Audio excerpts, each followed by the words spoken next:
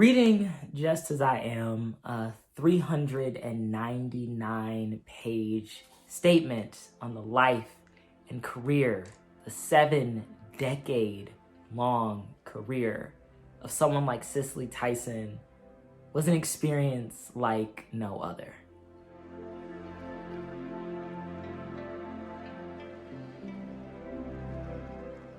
I myself am not a regular reader of celebrity memoirs, but a gem like Cicely Tyson is truly one of a kind, and she was such a gentle soul, filled with so much talent, experience, and wisdom. And so when I saw that her memoir was coming out, even before her passing, I was like, this is something that I have to read.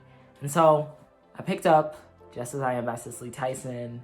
I read it part way. I listened to the other half on audiobook, and I just want to talk about Just As I Am by Cicely Tyson. So if you're interested in hearing my review, keep on watching, and let's get right into this. Cicely Tyson lived 96 years, and I think that everybody was really shaken by her death, because as somebody who really, I'm a fan of the older generations of that shaped Black culture. So the older generations that shaped Black culture and Black music and art and film, and learning about them. And so I distinctly remember when Aretha Franklin died, and I was hurt, y'all. I love me some Aretha.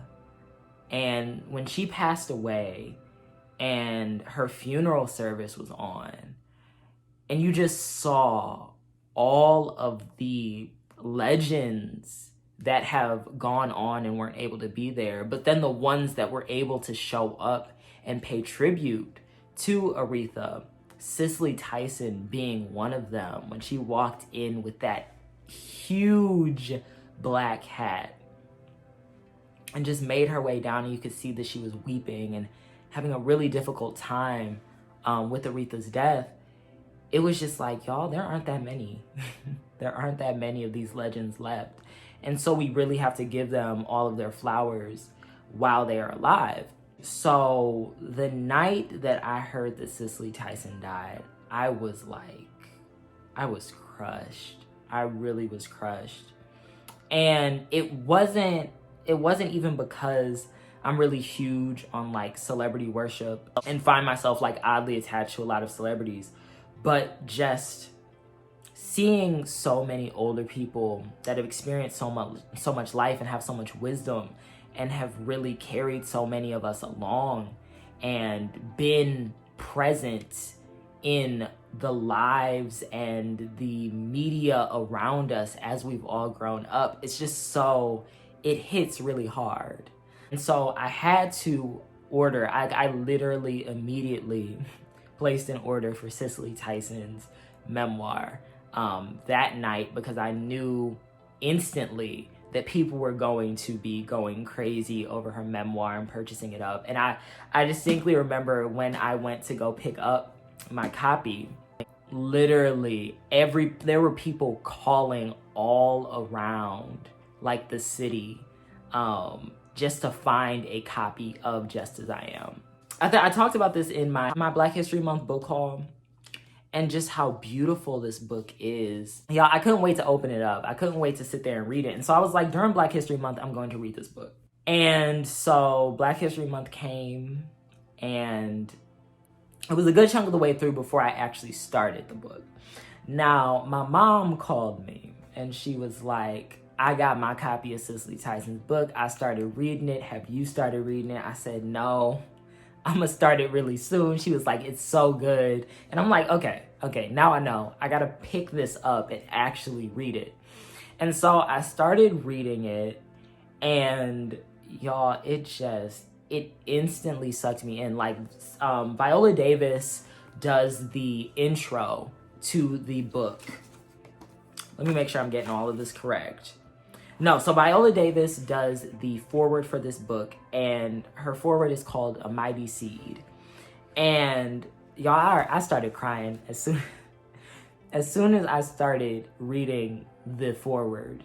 I was done. Y'all, I was really done. And Cicely Tyson, Cicely Tyson comes in with the introduction to her book, and she says, "My story will never be finished, nor should it be, for as long as God grants me breath, I will be living and writing my next chapter." And it just felt so surreal in that moment, reading that, and her just talking about, the next chapter in her life, knowing that this book was literally released just a few days before she passed away. And she went on a whole press tour and was able to really articulate her life in such a meaningful way, like this book, right before she passed. So, y'all, let's actually get into talking about the novel. So, one thing that was so amazing flipping from page to page in Just As I Am was that I was really refreshed by how Cicely Tyson not only talked about the events of her life, her memories, the countless acting gigs, like she stayed booked, the celebrity encounters, the beef that she had. She mentioned some beef she had with Elizabeth Taylor, which was hilarious, and all of the monumental historical aspects of her life. But she was incredibly critical and reflective of her own life. She reflects on all of these different aspects of her life and the decisions that she's made in such a new way. It's not like she did all these things and she remains stuck in the past. She continued to evolve. So you really see her faith, along with the love that she holds for acting, the love that she holds for her family and her friends, really evident on these pages. You see that she not only knows history from personal experience, and so that reflection piece comes in when not only does she talk about historical events from her own experiences, but she remains very well read about history and what happened. And she offers these moments where she recounts what was going on in the world at the time, that her own personal trials and experiences were occurring. She talks about the civil rights movement. She talks about the Harlem Renaissance. She talks about the movies that were coming out during that time and the actors that were popular, the ones that she was watching on TV, and sort of how even the fight for civil rights and equality evolved over the course of her lifetime. And not just how it evolved in terms of the way that people, in terms of the activists and all of these different things, but she also talks about it from a lens of race, class, and gender struggles, in a very poignant, and you can tell that she is still reading people. I honestly felt throughout reading this that she possibly read some bell hooks. The way she was talking about love and care and different things, I felt like she probably read all about love, y'all. You can tell that Cicely Tyson has remained, somebody that continues to learn over the course of her lifetime and continues to listen and be on the pulse in terms of discussions that are occurring. She's really seen activism in all its eras, but she doesn't still continue to stay in that very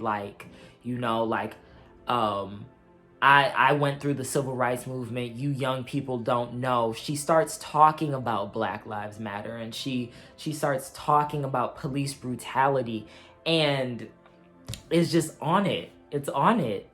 And so at one point she does slip into dialogue talking about Black Lives Matter and just past and present representation within the film industry and that struggle, and how she's proud of so many people that are working in the film industry to let their voices be heard. I just absolutely just loved everything that she said. I think that in addition to that, one thing that I loved was the personal elements of this, because we all know Cicely Tyson's extensive film catalog.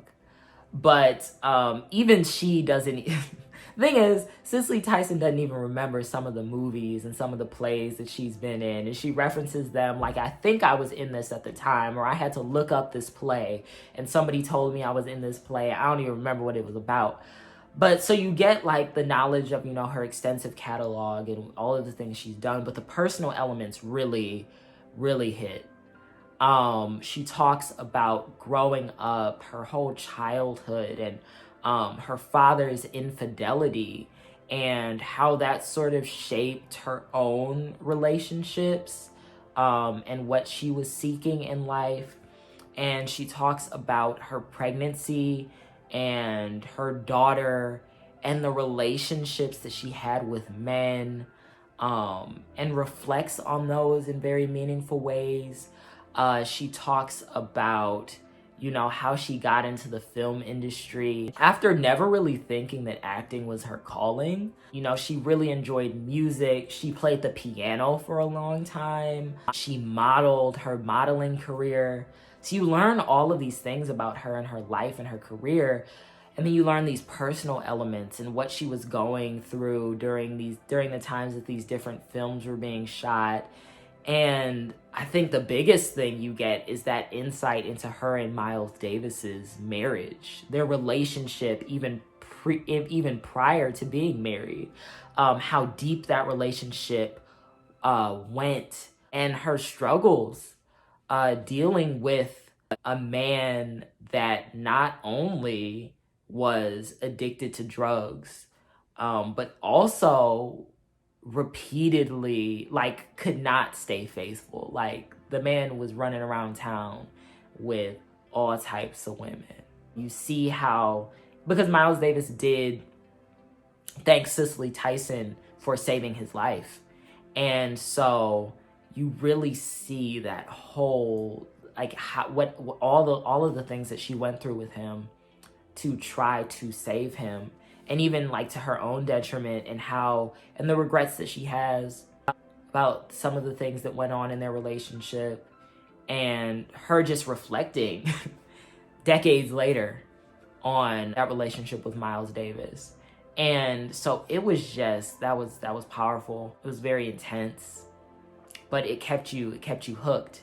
I read a good chunk of the novel actually using my physical copy. It was so nice. But then I kind of switched to audio in order to finish the book and listen to it and really take it in and enjoy it while I was doing a bunch of different mundane tasks, while I was cooking and mopping and doing work, doing lesson plans and stuff. I was listening to the audio, and it was so good. Even listening to the audio felt like it kind of elevated the novel even more, because the stories that she told, some of them that were so heartbreaking, some that were that made me laugh out loud, a good chunk that were just incredibly inspiring.